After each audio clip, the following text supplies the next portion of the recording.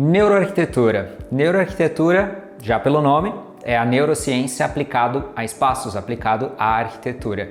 Bom, e quando se fala em neuroarquitetura, é lógico que precisa sim ter comprovações. A gente tem que ter meios de fazer medições em espaços.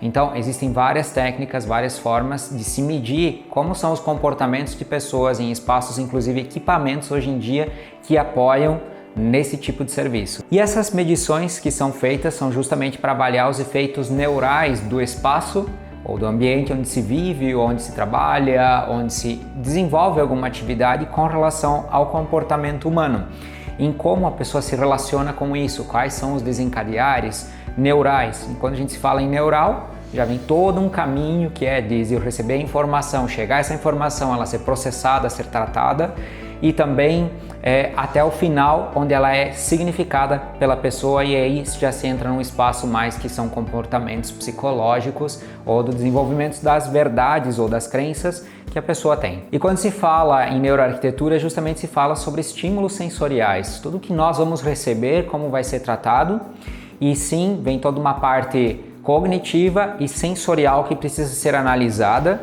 e a partir dessas análises se pode achar as melhores ferramentas para que esse espaço atenda à necessidade ou que desenvolva uma jornada e uma experiência diferente. Bom, e como se dá normalmente todo esse processo de estímulos? Então, a primeira coisa é que existe um estímulo externo que vai chegar até nós, que pode ser pela pele captado, pode ser captado visualmente, pode ser captado por odor, por aromas, visual que eu estou vendo, e esse estímulo ele é captado por algum desses receptores, olhos, pele, ou seja qual for, e ele é levado até o nosso córtex cerebral, até o nosso cérebro, e a partir daí ele tem um trabalho de significação dessas imagens, texturas, cores, e toda essa significação ela vai começar a gerar imagens e sensações, e isso tudo passa a ser individual da pessoa.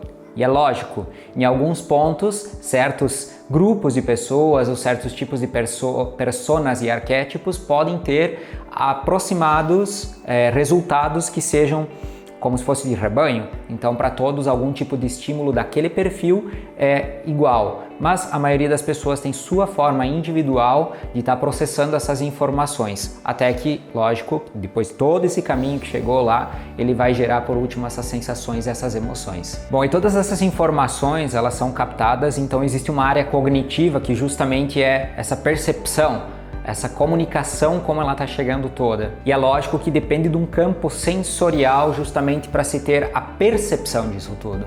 Então, são as sensações ou o campo de sensores sensoriais que vão receber esses inputs. E além disso também, essa parte comportamental vai ser afetada. Justamente depois de todas essas análises que foram feitas, afetam o meu comportamento, afetam o teu comportamento com relação ao espaço. Isso também vem já por causa de um mapeamento que nosso hipocampo faz, que é um mapeamento topoceptivo. Quando eu entro em um espaço, já existe um mapeamento de tudo com relação a cores, texturas, a formas, linhas, enfim, o nosso cérebro já faz um mapeamento e isso é automático, é algo instintivo. Nós sempre precisamos disso para nos orientar. Então, automaticamente dentro de um espaço, nós vamos ser afetados por isso. Então, por isso que é muito interessante ou importante ter essas análises dentro do teu comércio, para ter essas análises dentro da tua casa, justamente para conseguir expressar essas linhas ou essas sensações que você quer trazer pro lugar. Quando a gente fala também em projetos, por exemplo, comerciais,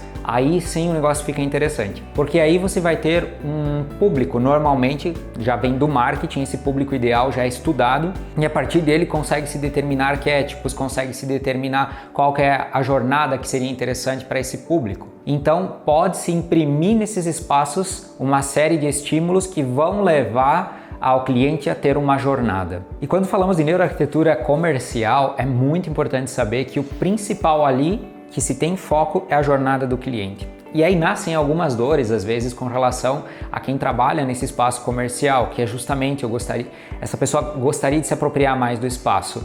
Então aí tem que tomar um pouquinho de cuidado, porque a jornada é do cliente. Então toda essa jornada ela foi pensada em estímulos, sequências, caminhos, até onde ir aí, como que se dá essa jornada de compra e de saída do espaço. e se eu começo a colocar elementos muito particulares dentro dos espaços, pode ser que eu quebre essa jornada e eu limito muito, porque isso é uma verdade minha, não dos clientes ou do público que foi escolhido. Bom, como no caso de um projeto comercial, aqui vai ter algumas imagens que vão rolando na sequência, esse projeto ele foi pensado especificamente em como se dá a jornada desse cliente para esse tipo de atividade, nesse perfil, com o tempo que a pessoa tem. Então, muita diferença entre ser uma loja como essa e, por exemplo, fast food. Eu tenho é uma coisa rápida, mas então aqui foi possível imprimir espaços de busca de caminhos, wayfinding, foi possível colocar texturas diferenciadas, mostrar até onde a pessoa pode ir de uma forma impressa no ambiente para ser atendida, onde ela pode relaxar para guardar o atendimento. Então a jornada acontece automaticamente aí dentro, porque a partir de um processo chamado nudging, a pessoa pode escolher a jornada dela, ela vai receber convites, estímulos externos. Sabe aquela sensação de, quando eu vi eu já estava aqui e nem sei como eu cheguei? Então existe uma sequência de informações que podem ser colocadas impressas no espaço para que justamente isso aconteça. Então você, empresário, empresária, que às vezes tem dificuldades, que as pessoas façam coisas dentro do teu espaço, ou não sei porque todo mundo faz isso dentro do meu espaço, é provável que tenha algum estímulo incorreto aí. Ou você deveria mudar um pouquinho a tua forma de apresentar para que a jornada aconteça da forma que você quer. Esse espaço também pode trazer várias informações, né? Eu preciso que o espaço seja assim mais introspectivo, eu preciso que o espaço seja mais alegre, então vem toda a parte de interferência de estímulos externos que vai ser trabalhada. Então, é efeito de luz, efeito de sombra, é efeito de temperatura do ar, é efeito de aromatização do ambiente, são efeitos de cores, formas, se existe ou não presença da natureza, design biofílico que vem para dentro do espaço, que não é só colocar plantas, e sim trazer uma série de experiências como cores, texturas, formas, geometrias. Todo esse contexto, é lógico, equilibrado para o teu propósito comercial, é que vai trazer a experiência específica. Então, se eu tenho um produto que eu preciso que ele fique muito visível, não adianta eu encher de informações nesse espaço excessivas porque esse produto vai perder o foco. Então, o que eu vou trazer de informações que conectam a esse produto e que façam ele criar valor e ao mesmo tempo permitam uma fluidez dentro dessa jornada. Esses são os segredos que a neuroarquitetura estuda e é lógico, hoje com equipamentos que podem trazer essas informações. Existem inclusive câmeras que podem ser colocadas dentro de um ambiente que vão acompanhar movimento de olho, vão acompanhar dilatação de pupila, e isso vai determinar, é lógico, o quanto eu estou me envolvendo com esse espaço e saber o que mais chama atenção, qual que é a área, para onde eu vou manter o foco ou para onde os clientes mantêm o foco e para onde eu vou dar preferência. E isso tudo, é lógico, se você for pensar, está condicionado ao sucesso de um comércio, ao sucesso da tua empresa. Então é muito importante ter uma avaliação disso. Você que já tem um lugar, já tem um comércio, pode sim fazer uma avaliação disso. Às vezes com algumas mudanças já se tem um efeito melhor do teu espaço, até que você possa um dia fazer uma grande reforma ou conectar melhor o teu produto, o teu serviço ao cliente. Bom, até agora eu falei sobre a neuroarquitetura na área comercial, mas existe ainda a corporativa e a residencial.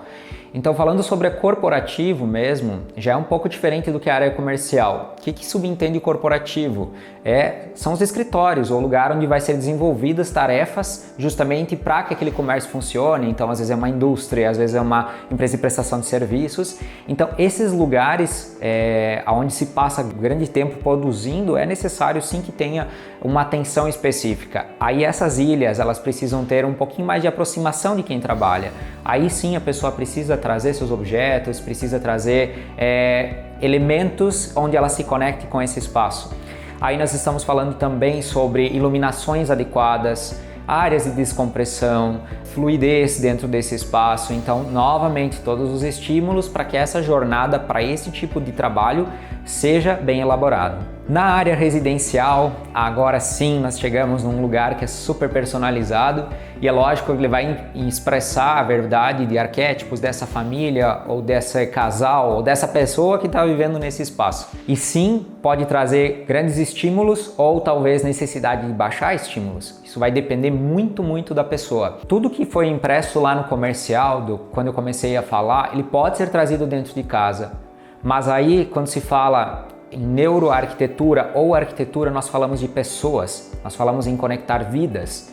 E aí sim existe uma necessidade muito profunda em conectar alguma verdade. Porque nada adianta eu trazer estímulos para o espaço se ele não conecta a pessoa.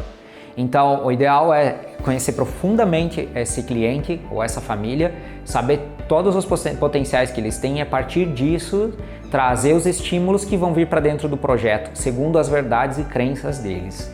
Bom, e aí vem também uma variação imensa sobre cores, sobre as texturas. Por exemplo, uma cabeceira de cama, se ela vai ser amadeirada, não vai ser amadeirada, se ela vai ser com tecidos, qual que é a decoração que vem nesse espaço, vai ser usado mais persiana, vai ser usado mais cortinas, o tipo de iluminação que vai vir para cada um desses espaços, o que é que vai ser desenvolvido em cada um desses lugares, qual é o tipo de efeito hormonal que vai ter, por exemplo, com a supressão ou não de melatonina, o que esse ambiente está interferindo justamente na minha vida que inconscientemente eu estou permitindo viver dentro desse espaço. E quando nós falamos de neuroarquitetura residencial, ainda vem mais algumas coisas para serem pensadas para o espaço.